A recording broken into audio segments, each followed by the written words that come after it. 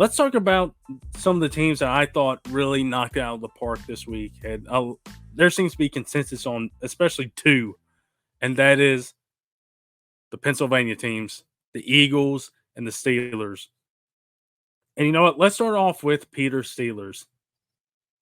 And I haven't said this in the group chat, and so I'll say it here. I thought the Steelers and Tomlin, they had one of the best drafts of this weekend. And you take a look at what they've done. It's not these offensive line picks are not only for the short term, but also for the long term. Whoever that long term quarterback is, whether it's Fields or Russ, you know, whoever's going to be behind center, they're going to feel good because the Steelers have heavily invested in the offensive line in their last two drafts with Broderick Jones and taking three guys here with three or out of their first 4 or 5 picks. And that's what they did. Vitanu, I mean, honestly, maybe there's a situation in which Broderick Jones stays at right tackle and Vitanu goes left tackle. That could very well be a situation that could end up happening. But I think we're all just going to assume Jones is going to go left tackle, but Vitanu is going to kick in at left guard or right guard, and he's just man, he's going to be fun to watch. And then Zach Frazier, that's a perfect fit. It's a perfect match for him and just the physical style that he brings to his offensive line play. It's a really good fit, and I think can slide in at center. Then Mason McCormick also has that potential too, where he can be a really physical, nasty guy up front. So the Steelers got 3 guys, I think, for the long term and short term that fit with what they want to do on the offense side and personify what it means being a Steeler. And those 3 guys, I think we're going to see on the field sooner rather than later. McCormick might be the one out of those 3 that might see the field a little bit later. But I feel good in saying Fatanu, Frazier, they're going to be 2 guys we're going to see play pretty early on. And then you get Peyton Wilson a little bit later on in round 3. And he fell because of his medical concerns, knee and shoulder injuries in the past. But for the last 2 years, he stayed healthy. And we talked a little bit about it on night 2 recap. And he might only play for a few years like Lane Vander Esch, but he'd be a really top flight linebacker. He won the Chuck Bednarik Award and the Butkus Award for top linebacker for a reason. So they get him. They get Roman Wilson. I like him as a wide receiver too, and just slides in there as a good route runner, can get separation and help fills in for that Deontay Johnson role. Pickens is going to have to step up and mature and really cement himself as that number 1 guy.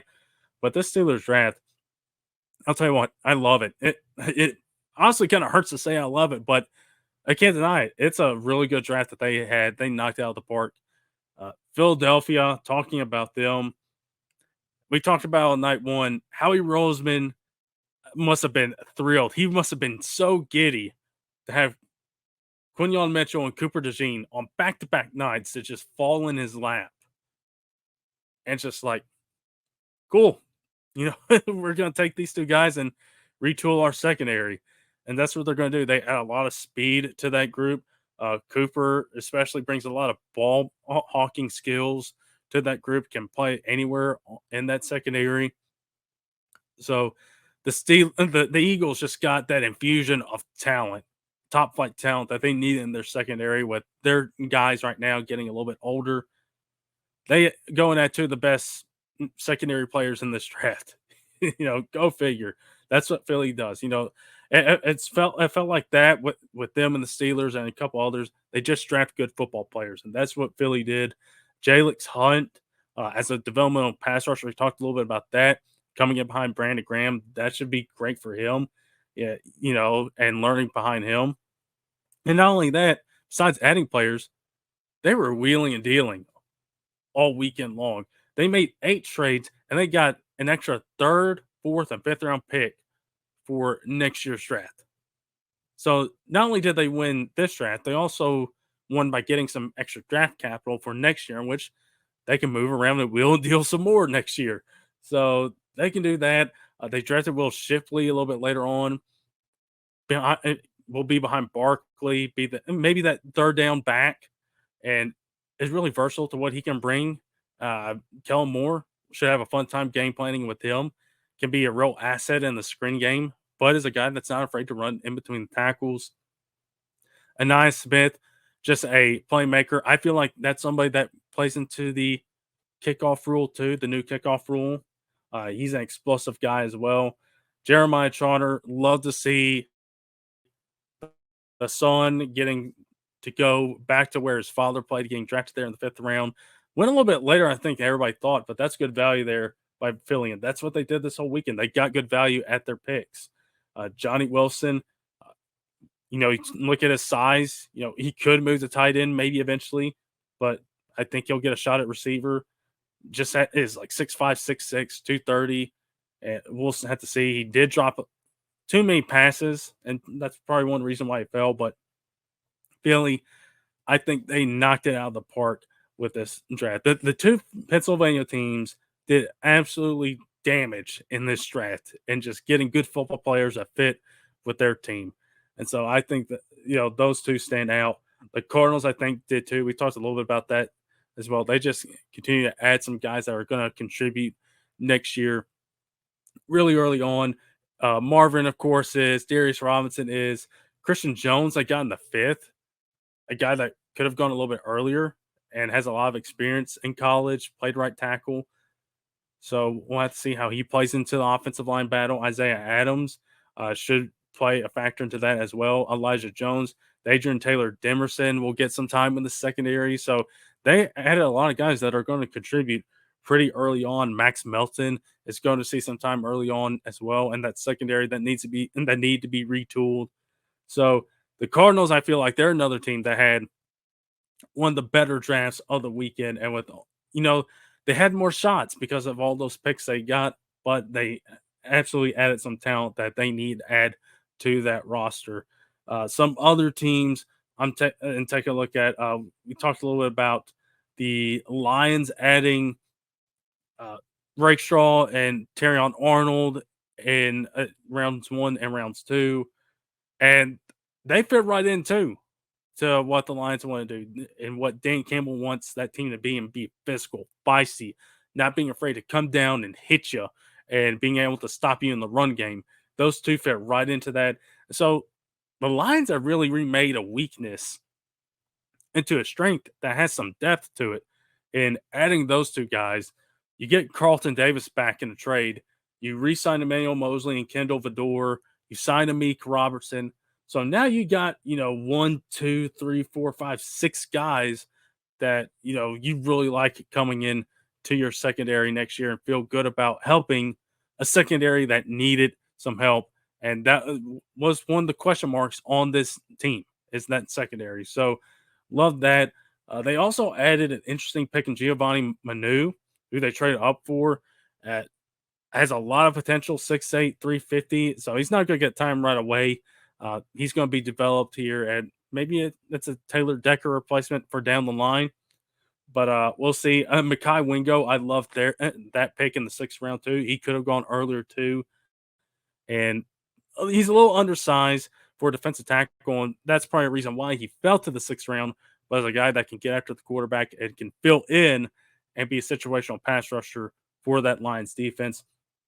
And then Mahogany, they got him in the 6th as well. That's going to be a guy that can give some good offensive line depth year 1, but can slide in potentially in 2025 as a starter. It brings a real physical power style of blocking that, again, fits this Lions team. And I feel like the Lions had a really good draft. The hometown team had a good draft. The Chargers, I feel like they built exactly as Harbaugh would want them to be built. You get Alt at 5. So that's your building block there. We talked about McConkey, and that's one of my favorite fits as well as Matt's. That fit. McConkey, he's not going to be a big wide receiver 1 threat, but is a guy that you're going to worry about him getting open and him just breaking one, because he can do that. He did a whole lot at Georgia. And so he's going to step in, be an immediate contributor. Junior Colson You knew they were going to get a Michigan man in there. I think they got two. They drafted Cornelius Johnson, the wide receiver, late, but Colson, day one starter at linebacker. Harbaugh will trust him immediately. He's got excellent tackling ability, that ability to lead defense. He's going to be stepping in day one.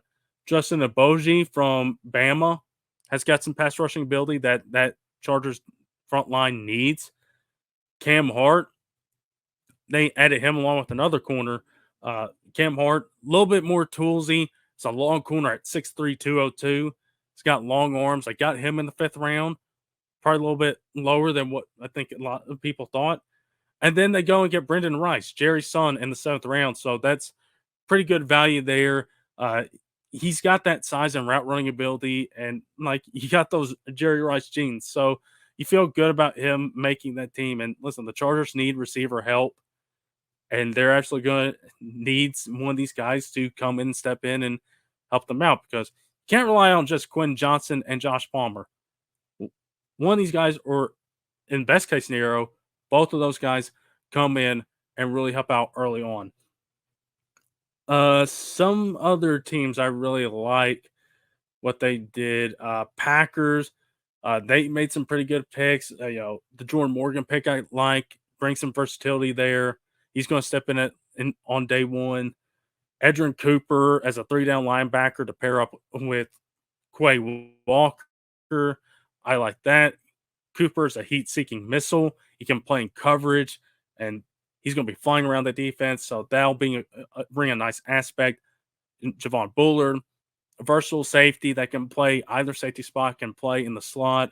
As a guy that had 7 picks last year for Georgia, so he's going to be playing alongside Xavier McKinney, adding some help to that safety room. Evan Williams comes in as well. So honestly, Green Bay, I like what they did as well in this draft. I also think the Commanders, because Jane Daniels, of course, you know what he's going to bring to the table. Johnny Newton, good value at the top of the 2nd round. Mike Sanders still playmaker in the secondary. Those guys are going to contribute immediately to Dan Quinn's defense. Brandon Coleman has got some versatility as a guard and tackle.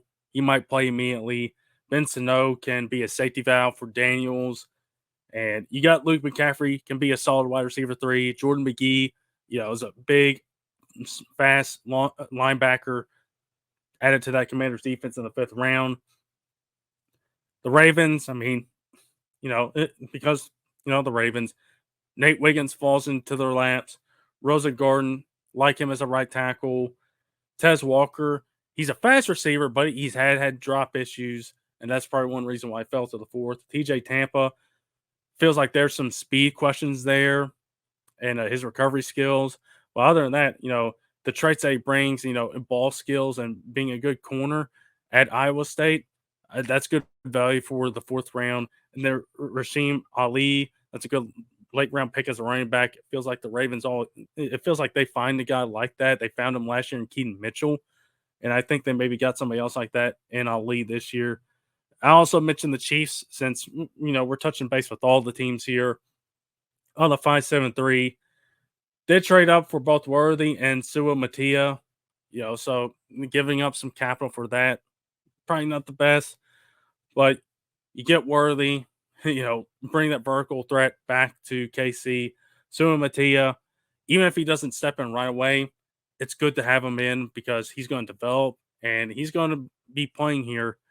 Maybe he plays a little bit later on in this year. Maybe it's, like that, those corners situations in which, they get a little bit better as the year goes on. And by then he's their mainstay. So maybe that's the case there with Sue Matia. Jared Wiley, who caught 8 touchdowns last year for TCU. Saw a pick in the 4th round by the tight end and by the Kansas City Chiefs. That's a good flyer in round 4. Jaden Hicks, versatile safety, a little bit better against the run, or so he might be a box safety if that's the case. But Spagnuolo, he's going to figure out what to do with him, and so you feel comfortable with that, and that feels like a good value pick as well in round 4 too. And I made this note, and of course I had Kamal Haddam, but they also took a Penn State player, so they went with both somebody from Peter schooling from my school. So we'll have to see if that works out, if that doesn't implode, for them. So Chiefs, mentioned them there. Some other teams I'll mention that, you know, I liked it, but I didn't love it like some of these others.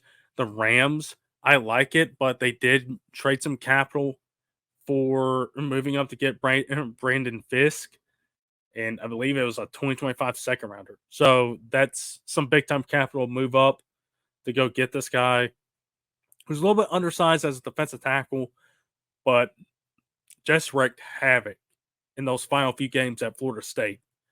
And so they team him back up with first. And we talked about this on the day 2 recap is nobody's going to come in and beat Aaron Donald. But if you get a lot of guys that can come in and contribute early on, if you can replicate like 80% and just have good quantity and have some just like several guys to be like, okay, we got to keep that guy in mind, that guy in mind. I think that might be something that can work for the Rams in the future. Cameron Kitchens, I like that pick in the third round. He had 11 interceptions in the last 2 years, but ran a 4.65 40. So that might be a reason why he fell, but is a guy that's going to make plays on that back end of the secondary. Blake Corum, we talked a little bit about him on day 2. I'm not as big on Corum, but he will be splitting carries with Kyron Williams. So there's that. He might be a guy to keep in mind as a guy that can be a real end zone threat once the Rams get to that part of the field. Brennan Jackson is a pretty big steal in the 5th round. It's just a relentless pass rusher that has a lot of length that he'll add to that Rams pass rushing room. So again, going back to that, they added 3 guys that are going to be contributors, I think, in early on in the season with Verse, Fisk, and Brennan Jackson. They're going to play some big time roles. Tyler Davis played a lot of football at Clemson, and he went in the 6th, so that's some depth right there, and we'll see how that goes. And then they took the number 1 kicker and Josh Carty, according to Mel Kiper's board. So somebody from Stanford. So that's a big win for Stanford. They haven't been good here recently, so that's a win for them. And then just some others that I thought were solid. And I really like the Bears, of course. You took a punter there, so it kind of dock you a little bit for that. Didn't have as many picks, but Caleb, Rome, that kind of speaks for themselves. Booker is a solid pick in the later rounds. And, Patriots, I like what they did in helping out Drake May. Lane Robinson and Caden Wallace might have been some reaches, but I love the Javon Baker pick. Jalen Polk is a nice option too. So getting Drake some options early on really helps. And the Raiders, I mentioned, Brock Bowers is probably one of my favorite picks, and he's going to fit into this offense and be a versatile weapon immediately, and really help out, Devontae and Jacoby Myers, and just really help out that team overall and help out whoever's taking snaps. The one reason why I like it but don't love it is probably because of the quarterbacks. Is you're going to another year with questions at quarterback. So other than that, I mean, I like the Bowers pick. I like the Jackson Powers Johnson pick a whole lot. Those two fit what those two teams want. Maybe they probably could have taken a corner early, and they probably need a better tackle than what they got with Glaze a little bit later on in round 3. So as far as other teams, I don't think I have anybody else listed on here, but I mean, yeah, and then the Vikings, there's a couple picks I like. I mean, honestly, I was kind of digging what every team in the NFC North was doing in the first couple rounds, and then, yeah, day 3 happened. I think I'm more so in on what the Lions and Packers did out of those teams. So, of course, the Bears taking Caleb and Rome, that's the big thing. And, man, that NFC North is going to be a bloodbath this upcoming season.